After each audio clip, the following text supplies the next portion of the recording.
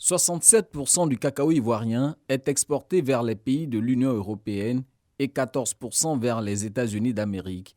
Ces pays consommateurs sont de plus en plus exigeants sur la qualité du circuit de production et de commercialisation des fèves. Il est même envisagé d'interdire sur leur marché tout produit issu de la déforestation et du travail forcé. De telles exigences interpellent les acteurs de la chaîne de valeur du cacao ivoirien. En réponse, ils décident de s'imprégner de la notion de durabilité sociale du cacao à travers cet atelier de formation organisé par le Comité national de surveillance des actions de lutte contre le travail des enfants. Cette lutte est d'autant plus cruciale aujourd'hui en tenant compte de nouvelles exigences de production durable du cacao, avec en toile de fond l'entrée en vigueur de la prochaine réglementation sur la déforestation importée.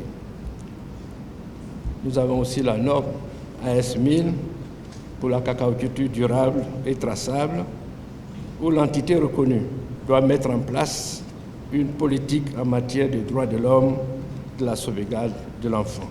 Nous aimerions qu'à l'issue de cet atelier, nous ayons une vision plus claire sur la façon de mettre en commun les efforts, de les discuter avec le secteur privé pour que, à la plus brève échéance possible, nous ayons un outil commun pour repérer, pour traiter et pour documenter tous les cas que nous pouvons trouver de travail des enfants dans ce secteur du cacao. Désormais, la lutte contre le travail des enfants ne se limite pas à une exigence éthique. Elle est également une condition sine qua non pour accéder à des marchés de plus en plus exigeants en matière de durabilité sociale. Outre le renforcement de capacités, cette session sera également le lieu d'actualiser la feuille de route des agents vérificateurs du travail des enfants dans la cacaoculture.